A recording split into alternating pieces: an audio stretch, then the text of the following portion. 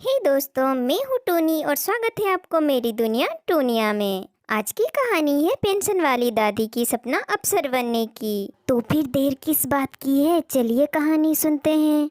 एक छोटी सी गांव समनपुर में नेहा उसके परिवार के साथ रहती थी। उसके घर में उसकी दादी शैलजा, माँ सुवर्णा, पापा रमेश और भाई रवि रहते थे। उनके दादाजी का देहांत बहुत पहले ही हो गया था। एक दिन की बात है जब नेहा के दादाजी जिंदा थे। तब उन्होंने नेहा की दादी से अपनी दिल की बात बताते हुए बोले थे, शैलजा, मेरा सपना है नेहा रवि बड़े होके बड़ा अफसर बने।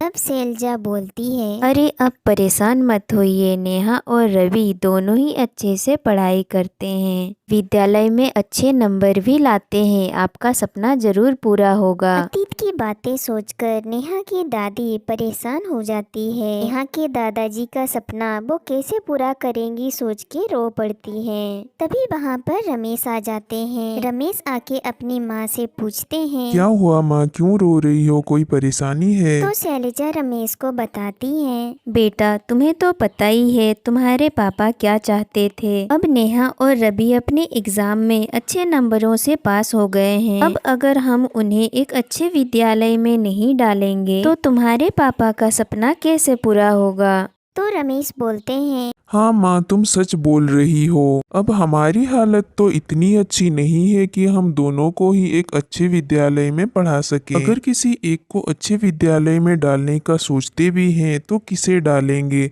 दोनों ही अच्छे से पढ़ाई करते हैं। मेरी कमाई से तो बस घर ही चल पाता है। हमारी जितनी पेंशन है, दोनों की पढ़ाई अच्छे विद्यालय में नहीं हो पाएगा। तो नेहा की दादी बोलती है, हाँ बेटा, इसी परेशानी में मैं बैठी हूँ। ये सारी बातें सोच के मुझे लग रहा है तुम्हारे पापा का सपना पूरा हो ही नहीं पाएगा। आज अगर वो होते तो ऐसी समस्या आती ही नहीं। दोनों की सारी बातें रवि दरवाजे पर ही खड़े होके सुन लेता है। उनकी सारी बातें सुन के रवि दुखी होते हुए सोचता है, दादी और पापा हमारी पढ़ाई के लिए कितना परेशान हो रहे हैं। हमारी एडमिशन के बारे में सोच के दादी रो पड़ी। लगता है नेहा से इस बारे में बात करना ही होगा। देखते हैं नेहा क्या बोलती है इस बारे में। अगर नेहा राजी हो जाए वही अच्छे वाले विद्यालय में जाएगी। अगर नेहा मेरी बात मान लेगी तो अच्छा होगा। लेकिन क्या वो मेरी बात मान जाएगी? सोचते हुए रवि नेहा के कमरे में आ जाता है। नेहा को दादी और उसके पापा की हुई सारी बातें बताने लगता है। पापा और दादी की बात सुन के वो भी परेशान हो जाती है। रवि नेहा को समझाते हुए बोलता है, अरे नेहा सुनो,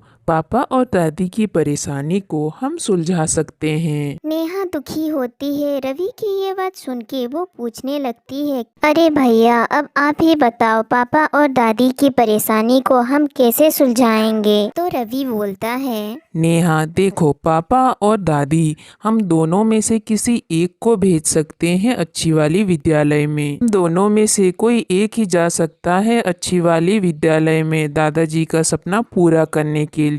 वहाँ पर तुम अच्छे से पढ़ाई कर लोगी तो आगे चलकर एक बड़ी अफसर बन पाओगी। नेहा ये सुन के बोलती है, क्यों भैया, आप भी तो अच्छे से पढ़ाई करते हैं, आप भी तो जा सकते हैं अच्छे वाले विद्यालय में। वैसे तो हम दोनों को ही जाना था अच्छी वाली विद्यालय। आपका रिजल्ट देख के आप कितना खुश हुए थे, हम दोनों अच्छी वाली विद्यालय में जाएंगे सोचकर। ये सुन के रवि बोलता है, हाँ, वैसा सोचा तो था, लेकिन अब कर भी क्या सकते हैं। इसीलिए बोल रहा हूँ तुम जाओ अच्छी वाली विद्यालय में पढ़ने के लिए। ये सुन के नेहा उस बात पर डिसएग्री करते हुए बोलती है, भैया मैं ही क्यों जाऊं, आप भी तो अच्छे से पढ़ाई करते हैं, आपको भी तो जाना चाहिए, आपका भी तो सपना है दादाजी का सपना पूरा करने का। नेहा की ऐसी बातें सुन के रवि गुस्से में बोलता है, तुम्हें समझ में नहीं आ रहा है क्या? मैंने बोल दिया ना, तुम जाओगी मतलब तुम जाओगी, ये फाइनल है। मुझे इस बारे में और कुछ बात नहीं करना है। तुम्हें जाना है मतलब तुम ही जाओगी। तुम इस टॉपिक पे मेरे साथ आर्ग्यूमेंट मत करो। तो नेहा भी गुस्से में बोलती है, क्यों आपकी बात मानूं मैं? आपको ही जाना पड़ेगा। कितना भी मुझे डांट लो, कितना भी मुझ पर गुस्सा कर लो, मैं नहीं सुनूंगी। उन दोनों का झगड़ा सुन के दादी उनके कमरे में आ जाती है। दादी को देखकर वे दोनों चुप हो जाते हैं। तो दादी उनसे पूछने लगती है, क्या हुआ, तुम दोनों झगड़ा क्यों कर रहे हो? तुम दोनों का झगड़ा बाहर तक सुनाई दे रहा है। दादी के पूछने पर नेहा उन्हें सारी बातें बता देती है। नेहा की बातें सुनकर दादी परेशान होते हुए सोचती है, ये दोनों एक दूसरे से कितना प्यार करते हैं। काश मैं इन दोनों को ही एक साथ एक ही विद्यालय भेज पाती। ओहो, पर हमारी ऐसी किस्मत कहाँ इन दोनों को एक साथ पढ़ा पाने की। फिर दादी थोड़ा सोचते हुए उन दोनों को बोलती हैं, तुम दोनों की इस समस्या का समाधान मैं कर सकती हूँ, लेकिन मैं तुम्हें जो भी करने के लिए बोलूँ तुम्हें वो सच्चाई के साथ करना होगा। एक दूसरे को जिताने के लिए खुद हार मत जाना। दादी की बात सुन के नेहा बोलती है, तो क्या दादी आप हमें बताएंगे हम दोनों में से कौन जाएगा उस विद्यालय में? दादी ये बात सुन के नेहा को बोलती हैं, नहीं बेटा, ये तो तुम खुद ही डिसाइड करोगे कि कौन जाएगा उस विद्यालय में। मैं तो बस तुम दोनों की एक छोटी सी परीक्षा लूंगी, जो जीत जाएगा उसे ही हम लोग भेजेंगे। दादी की ऐसी बात सुन के रवि बोलता है, दादी सही बोल रही है। दादी जो बोलेंगी हमें वही करना होगा। जो जीतेगा वही जाएगा और हम दोनों में अब झगड़ा भी नहीं होगा। तो नेहा बोलती है, ठीक है फिर तय रहा, जो जीतेगा वो दादी की बात मानकर वही वाले स्कूल में एडमिशन ले लेगा। दादी वहाँ से किचन के लिए चली जाती है। किचन में जाकर वो कुछ सोचती हैं। फिर वो वहाँ पर रखे 2 मिठाई के पैकेट्स को लेकर उन दोनों के कमरे में आ जाती हैं। उन दोनों को मिठाई का पैकेट देते हुए बोलती हैं, तुम दोनों को तो पता ही है हमारे गांव में कुल 30 घर हैं। इन मिठाई के पैकेट्स में 15-15 लड्डू हैं। तुम दोनों ये मिठाई के पैकेट्स लेकर गांव के हर घर में जाकर बांट दो। नेहा और रवि मिठाई के पैकेट्स लेकर सोच में पड़ जाती हैं।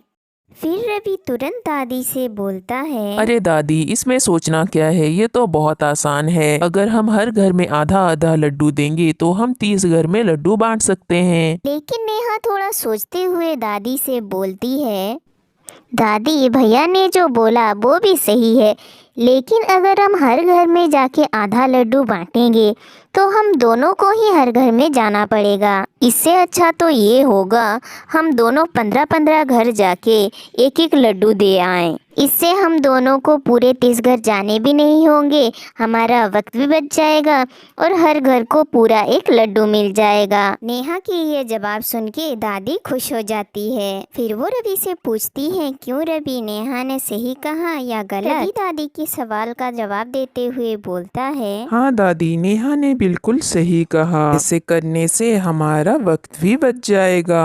दादी रवि से बोलती हैं, रवि, अब मैं जो बोल रही हूँ इस बात को हमेशा याद रखना। एक अच्छा विद्यार्थी वो होता है जिसे वक्त का कीमत पता हो। ऐसा हमें वक्त का सदुपयोग करना चाहिए। फिर रवि दादी से बोलता है, हाँ दादी, आपकी ये बात मैं हमेशा ध्यान रखूंगा। आज तो नेहा जीत गई, मतलब विद्यालय वही जाएगी। ये सुन के नेहा बोलती है, नहीं भैया, मैं भी नहीं जाऊंगी वो विद्यालय जहाँ हम पढ़ेंगे, एक ही साथ पढ़ेंगे। उन दोनों की ये बात सुन के दादी उन्हें बोलती है, अरे तुम दोनों अब परेशान मत हो, तुम्हारे पापा से मैंने बात कर ली है, तुम दोनों ही वही विद्यालय में पढ़ने जाओगे। ये सुन के नेहा और रवि बोलते हैं, लेकिन दादी इतना खर्चा हो जाएगा तो आप लोग मैनेज कैसे करोगे? दादी ये सुन के बोलती हैं, उसके लिए तुम दोनों को परेशान होने की जरूरत नहीं है। मैं, तुम्हारी मम्मी, तुम्हारे पापा ये सब देख लेंगे, तुम दोनों बस मन लगा के पढ़ाई करो। ये सुन के नेहा और रवि खुशी से नाचने लगते हैं।